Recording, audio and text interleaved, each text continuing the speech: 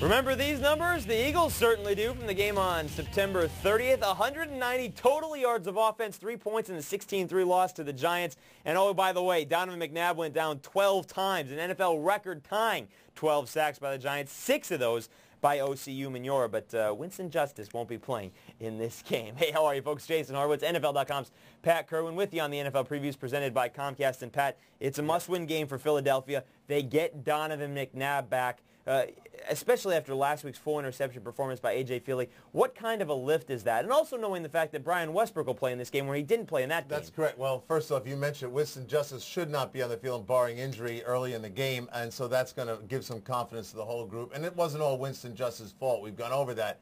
Getting Donovan McNabb back after the performance by A.J. Feely, where he made Lofa Tatupu, who's already an all-pro linebacker, look like the best linebacker to ever play the game, I think is a big lift for this football team. And as it relates to playing the Giants, when you play the Giants without Brian Westbrook and then you get him back for this one, and when you think about it, it was only 16-3.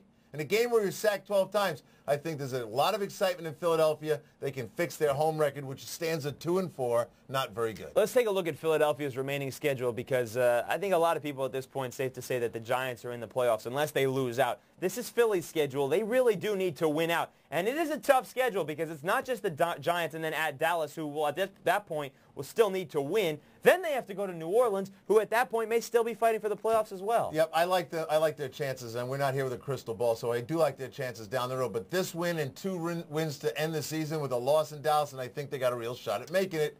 And I think that when you look at these guys, I go back and look at the Eagles playing the Patriots, and I watch that secondary handle those receivers from New England pretty well and get after Tom Brady.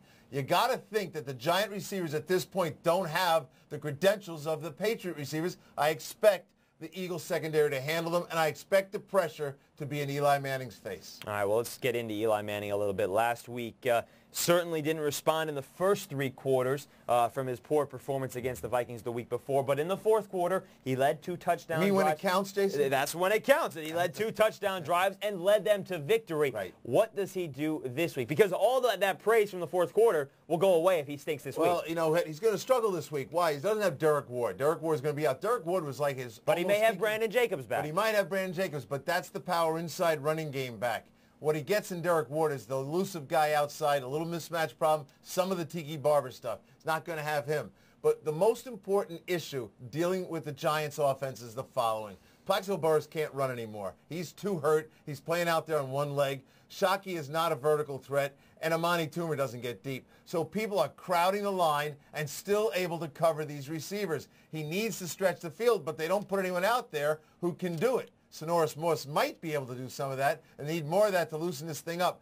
Otherwise, you're going to see Brian Dawkins down inside taking care. If Brandon Jacobs is in the backfield, he's going to be down looking for Brandon Jacobs. If Brandon Jacobs not in the backfield, he's going to be bracketing off Shockey and trying to stop the one area of the passing game that looks like it's got some chance to work. I think the Giants are hamstrung in this football game in Philadelphia to score enough points against these guys. Especially in a game when the Eagles know they have to win this football game. So you like Philly? I like Philly in this game. I think Donovan will have a very good football game. I think Westbrook, Westbrook's a guy that's giving you 140 yards, about 24, 25 touches a game. I'd say they'll stay right on course with him. I think Curtis and some of those other receivers have done an okay job. They get beat up as being bad. They're not bad. Curtis I think he's got 16 yards a catch. Yeah. So I see enough from the Philly stuff, and I like the Philly defense in this game after I went over that New England game and watched those corners play Randy Moss, and the guy's pretty good. And let's not forget L.J. Smith is in this game as well. He didn't play that first game against the Giants either. That could be big. Right. Also, the game starts at 1 p.m. Eastern. For more on this one or any other